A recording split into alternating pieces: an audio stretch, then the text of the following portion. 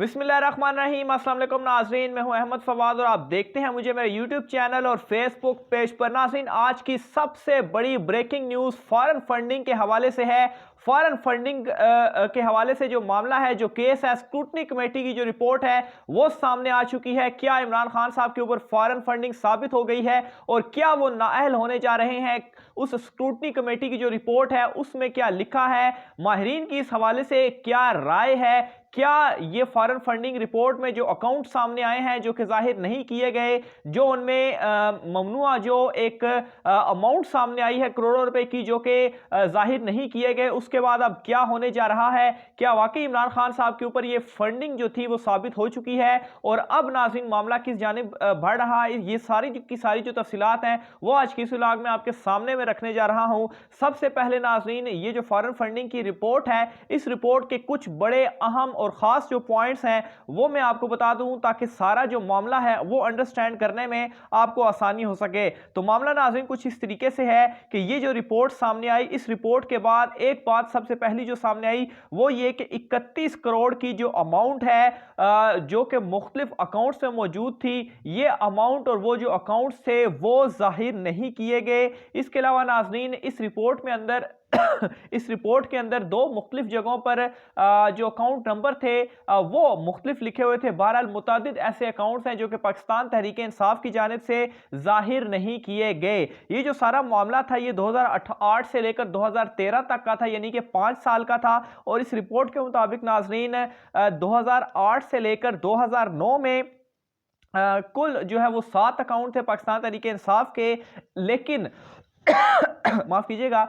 लेकिन जो जाहिर किए गए वो सिर्फ और सिर्फ 2 अकाउंट थे, 5 अकाउंट को जाहिर नहीं किया गया। इसी तरह से अगर 2009 और 10 की बात की जाए तो 9 ऐसे अकाउंट थे जो उस दौरान जाहिर नहीं किए गए और सिर्फ 2 अकाउंट जाहिर किए गए। इसी तरह से 2010 और 11 के हवाले से जो मामलात सामने आए हैं उसमें नाज़रीन ये तादाद बढ़ चुकी थी और 15 ऐसे अकाउंट थे जो कि गैर जाहिर शुदा थे और सिर्फ 2 अकाउंट्स ऐसे थे जो कि जाहिर किए गए। इसी तरह से अगर 2012 और 11 और 12 की बात की जाए तो 16 अकाउंट्स को जाहिर नहीं किया गया, जबकि सिर्फ 2 अकाउंट्स को जाहिर किया गया।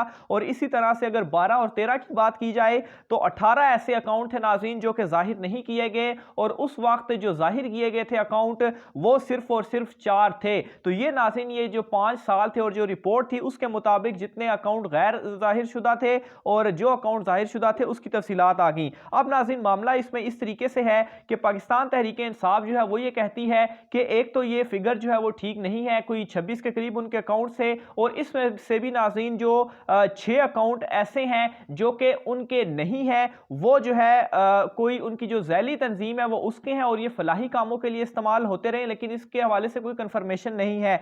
जबकि 4 अकाउंट ऐसे हैं जो कि सिरे से ही उनके नहीं है, यानी कि एक किस्म का ये जो फॉरेन फंडिंग के हवाले से ये जो कमेटी की रिपोर्ट थी इसको उन्होंने मुस्तरद कर दिया। अब नाज़रीन 31 करोड़ वाला मामला क्या है? अब ये जो अकाउंट्स जो जाहिर नहीं किए गए थे इनमें नाज़रीन जो अमाउंट बनती है वो 31 करोड़ की अमाउंट बनती है, ये जाहिर नहीं की गई। अब इस हवाले से जो कहा जा रहा है वुज़रा का, वो ये कहते हैं कि ये 31 करोड़ की जो अमाउंट है ये कोई डबल ट्रांजैक्शन हुई है जिसकी वजह से ये जो फिगर है वो आगे पीछे हो गया, इसलिए ये भी जो है वो गलत है। अब नाज़रीन अगर टोटल फिगर मैं आपके सामने रखूं तो 2008 से लेकर 2013 तक कुल जो फंडिंग हुई पाकिस्तान तहरीक इंसाफ को वो 1 अरब 33 करोड़ रुपए थी और ये वो फंडिंग थी जो कि जाहिर की गई इलेक्शन कमीशन ऑफ पाकिस्तान में। लेकिन नाजरीन स्टेट बैंक के मुताबिक इस स्क्रूटनी कमेटी ने जो डेटा हासिल किया उसके मुताबिक पीटीआई को जो है वो 1 अरब और 64 करोड़ के करीब जो अमाउंट थी वो रिसीव होती रही। अब नाज़रीन इसमें जो फर्क आ रहा है, जो डिफरेंस आ रहा है वो 31 करोड़ रुपए का आ रहा है। ये नाज़रीन एक बड़ा क्वेश्चन मार्क बन चुका है इस रिपोर्ट के आने के बाद। लेकिन नाज़रीन इन तमाम तर चीजों के ऊपर जो असल मामला था, जो असल मुद्दा था फॉरेन फंडिंग का, वो साबित नहीं हो सका। यानी कि इस रिपोर्ट में एक किस्म का पाकिस्तान तहरीक इंसाफ को फॉरेन फंडिंग वाला मामला या जो ममनुआ फंडिंग वाला मामला था उससे क्लीन चिट जो है वो दे दी गई गई है, क्योंकि जो फारूक बाबर साहब का जो अकबर एस बाबर साहब का जो एक इल्ज़ाम भी था या जो उनका एक मुकदमा भी था, वो ये था कि वो ये कहते थे कि कोई हिंदू या यहूदी जो हैं उन्होंने जो है वो कोई ममनुआ जो फंडिंग है वो पाकिस्तान तहरीक इंसाफ को भेजी, लेकिन कोई ममनुआ फंडिंग पाकिस्तान तहरीक इंसाफ की इसमें साबित नहीं हो सकी। और इस स्क्रूटनी कमेटी की जानिब से ये कहा गया कि अकबर एस बाबर ने नाकाफी शवाहिद फराहम किए, ये जो शवाहिद उनकी जानिब से पेश किए गए वो इनफ नहीं थे कि इस पर ममनुआ फंडिंग जो है वो पाकिस्तान तहरीक इंसाफ पर जो है वो साबित हो सके। तो ये जो एक असल मामला था, जो असल मुद्दा था, वो तो यहाँ पर ख़त्म हो जाता है ममनुआ फंडिंग के हवाले से।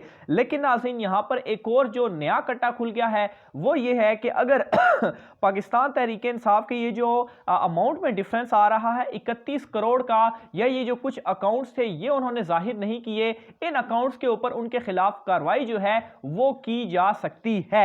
अब कार्रवाई क्या हो सकती है, इस हवाले से भी कुछ जो एक्सपर्ट्स थे उनसे जो है वो इस हवाले से बातचीत हुई। जो इन्फॉर्मेशन मैंने कलेक्ट की उसके मुताबिक नाज़रीन, एक तो जो ममनुआ फंडिंग के हवाले से जो इलेक्शन के पास इख्तियारात है वो तो ये है कि वो उस ममनुआ फंडिंग को जो है वो जब्त कर सकती है। इसके अलावा एक और चीज़ भी ये है कि सबसे पहले तो भी ये होगा कि इलेक्शन कमीशन पार्टी को मौका देगी कि वो अपना जो जवाब है वो इसके ऊपर जमा कराएं। और जैसे कि पाकिस्तान तहरीक इंसाफ के जो उज़रा हैं वो अभी भी इस चीज़ को रिजेक्ट कर रहे हैं, वो कह रहे हैं कि ये इस तरीके से नहीं है। तो खैर जब जवाब आएगा तो मज़ीद इसके ऊपर बहस होगी। लेकिन जो एक इख्तियार भी है वो ये है कि पाकिस्तान तहरीक इंसाफ जो है इस ममनुआ फंडिंग को वो जब्त भी कर सकता है, या ये जो अकाउंट जाहिर नहीं किए गए या ये जो अमाउंट जाहिर नहीं की गई इस अमाउंट को वो जब्त कर सकता है, लेकिन इसकी बेस के ऊपर वो कोई कार्रवाई या जो नाअहली वाला मामला है वो नहीं कर सकता। हाँ, इसमें एक चीज़ ज़रूर हो सकती है कि असासे जाहिर ना करने की वजह से या डिक्लेयर ना करने वाला जो मामला है ये वो मामला लेकर जा सकता है सुप्रीम कोर्ट ऑफ पाकिस्तान में,